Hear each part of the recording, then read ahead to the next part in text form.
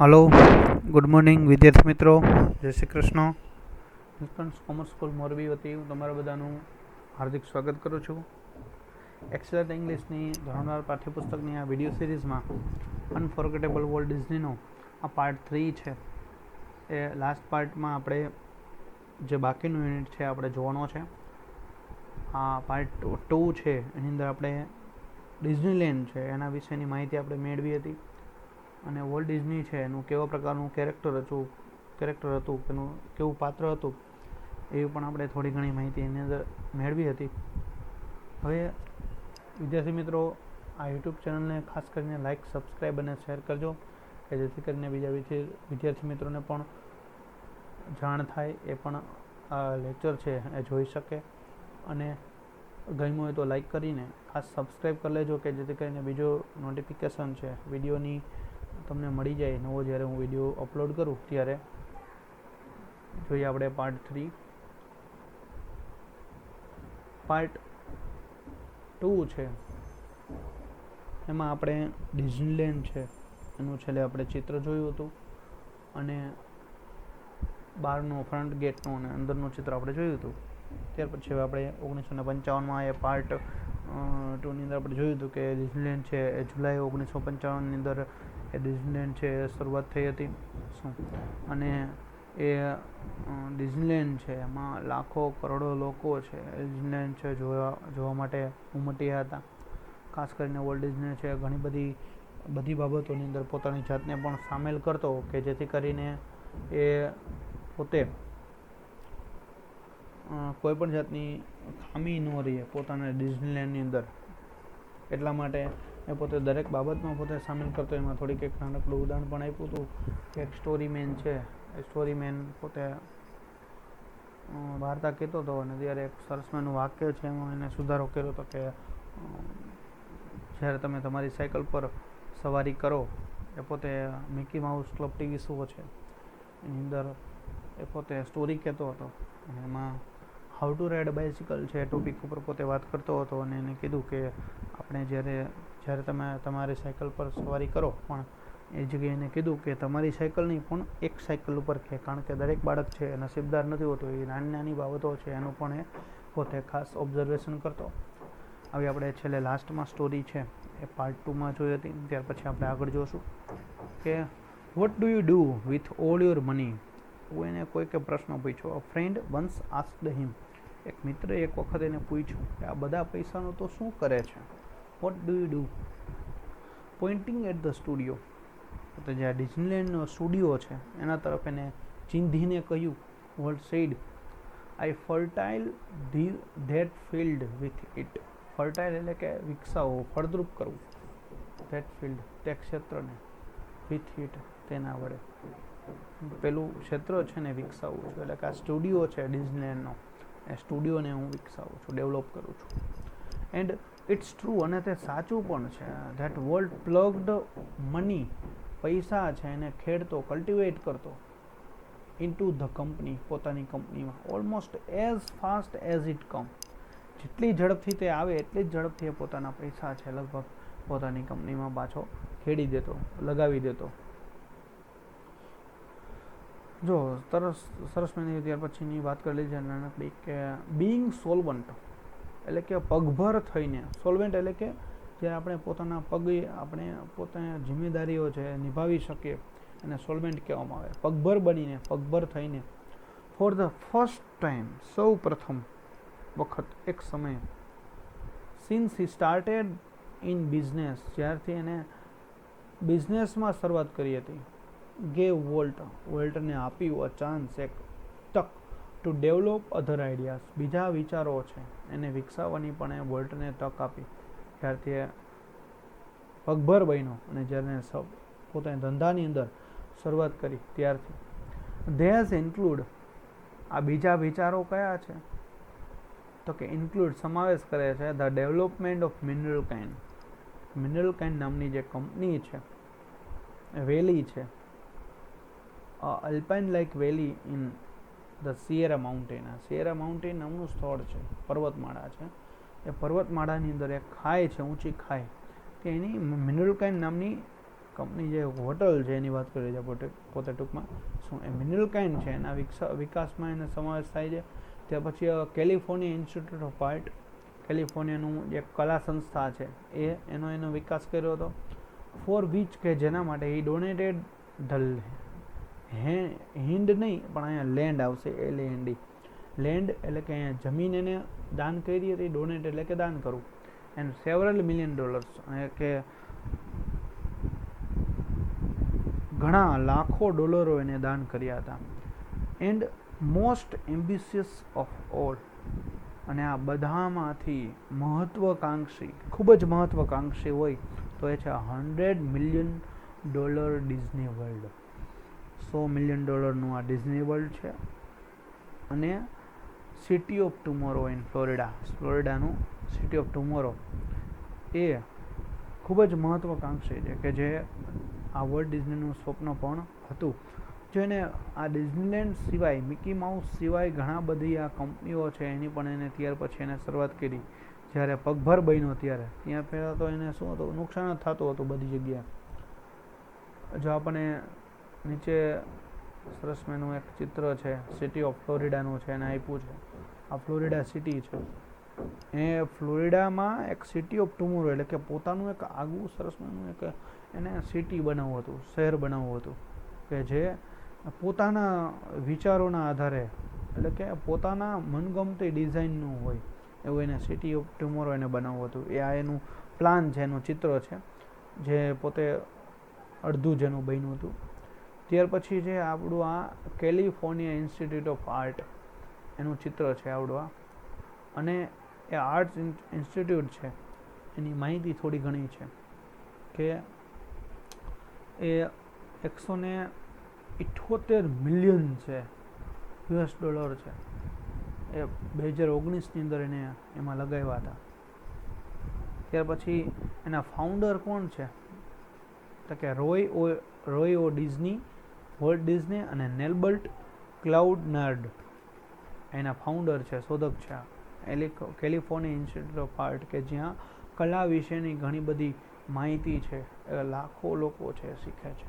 અને અત્યારે એના ચેરમેન કોણ છે તો કે થિમોથી જે ડિઝની છે એના ચેરમેન છે અત્યારના શું.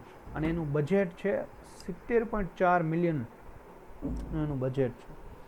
એ પોતે એટલા વાપરે છે આખા વર્ષમાં. 2019નો આ આંકડો છે. અને એના પ્રેસિડેન્ટ છે એ રવિ રાજન છે. ખાસ કરીને અહીંયા આર્ટ છે, કલા વિશેની ઘણી બધી કલા છે શીખવાડવામાં આવે છે. પછી આ મિનરલ કાઇન્ડ વેલી છે. મિનરલ કાઇન્ડ નહીં પણ મિનરલ કિંગ આવે અહીંયા મિનરલ કાઇન્ડ આપ્યું છે પણ અહીંયા મિનરલ કિંગ આવે. એ વેલી છે. અને એ વેલી છે ત્યાં એની એક નાનકડું પ્રપોઝલ હતું.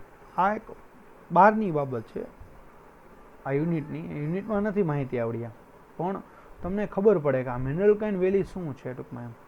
એ મિનરલ કાઇન્ડ વેલી છે શું છે તો કે સ્કી રિસોર્ટ છે એક પ્રકારનું કે જે બનાવવા માંગતો હતો.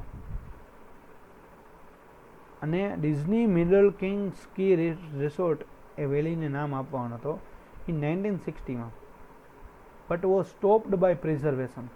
પણ આ છે એક જંગલ વિસ્તાર છે, આરક્ષણનો વિસ્તાર છે. અને આરક્ષણના વિસ્તારને લીધે એ ઘણી બધી વિટંબણાઓના લીધે એને અટકાવી દેવામાં આવ્યું હતું. એને પ્રપોઝલ આપ્યું હતું. વોલ્ટ ડિઝની પ્રોડક્શન છે એ કંપની દ્વારા એને સ્કી રિસોર્ટ ત્યાં બનાવવા માટેનું પ્રપોઝલમાં આપવામાં આવ્યું હતું. પણ એને ના પાડવામાં આવી કારણ કે આરક્ષણ જંગલનો વિસ્તાર છે અને એ જગ્યાએ એવું સ્કી રિસોર્ટ બનાવી શકાય નહીં. આ એનું સ્વપ્ન હતું કે જે ત્રણેય સ્વપ્નો છે અધૂરા રહી ગયા. પણ ડિઝનીલેન્ડ છે એ એને બનાવીને જોઈએ પોતે. ત્યાર પછી જોઈએ લાસ્ટ, ટ્રેજિકલી કરુણ રીતે in the midst of all this activity. Midst એટલે કે વચ્ચે, between all this activity. Sorry, અહીંયા મિડ્સ્ટનો અર્થ થશે અમોંગ. ત્યારે ઘણી બધી વસ્તુઓની વચ્ચે કોઈ પણ વસ્તુની દર્શાવવી હોય તો આપણે અમોંગ વપરાય. અને બે વ્યક્તિ વચ્ચેની વસ્તુ દર્શાવવી હોય જ્યારે તો આપણે બે વસ્તુ કે વ્યક્તિ વચ્ચેની આપણે કોઈ પણ બાબત દર્શાવી જો તો અહીંયા બિટવીન વપરાશે. In the midst of all this activity, among all this activity, આ બધી પ્રવૃત્તિઓ વચ્ચે વોલ્ટ વોઝ સ્ટ્રીકન, વોલ્ટ છે ઘવાયો, વિથ ધીસ ફેટલ ઇલનેસ, આ જીવલેણ બીમારી છે એનાથી એ પોતે ઘવાયો હતો. આઈ હિયર્ડ હિમ, મેં તેને સાંભળ્યો હતો, રિફર એટલે કે ઉલ્લેખતા, ટુ ધીસ ક્રુઅલ બ્લો, આ ક્રૂર ઘા છે એના ઉલ્લેખ કરતા મને એને એક જ વખત સાંભળ્યો હતો.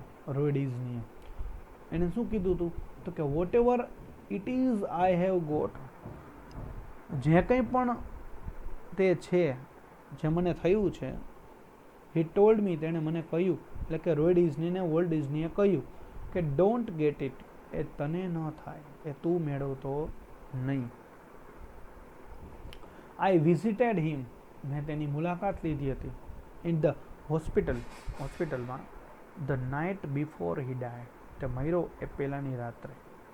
ઓલ્ધો ડિસ્પરેટલી ઇલ, એટલે કે ગંભીર રીતે જોકે તે બીમાર હતો, તેમ છતાં he was as full of plans for the future as he had been all his life, એના જીવન, ઓલ હિઝ લાઈફ એટલે કે જીવન પર્યંત તે હતો એવી જ રીતે ભવિષ્ય માટેના સ્વપ્નોથી તે ભરેલો હતો.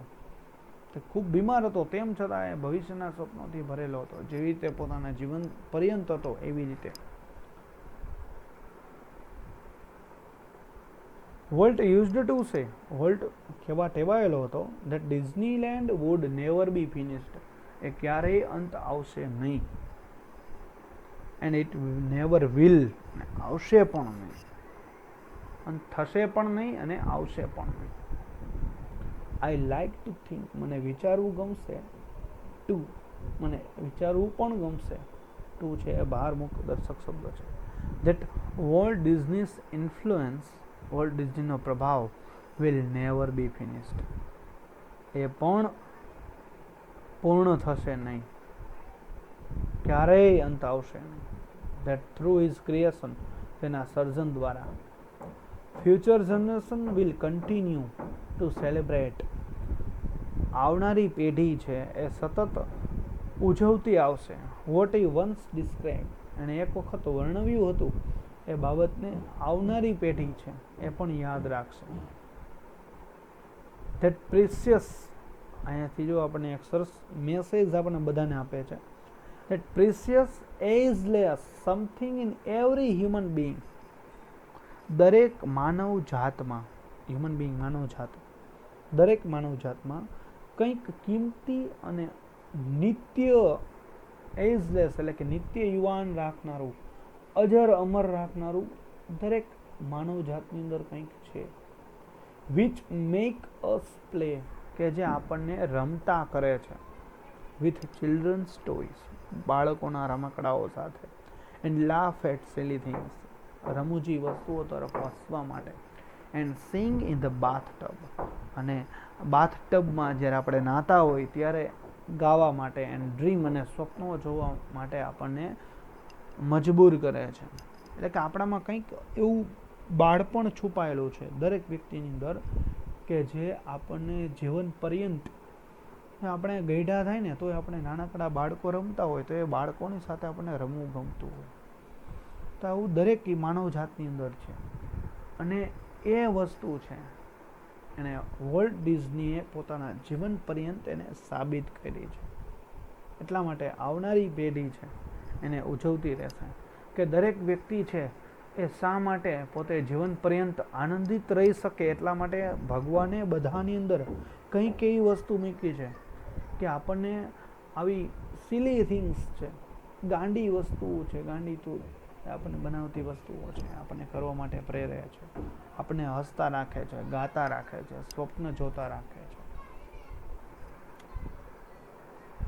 થેન્ક યુ વિદ્યાર્થી મિત્રો. આપણો લાસ્ટ લેક્ચર હતો unit number 2 read number 1 unforgettable Walt Disney, અને હવે નેક્સ્ટ એના પછી આપણે યુનિટ નંબર 3 છે એના વિશેની હું વિડીયો મૂકીશ.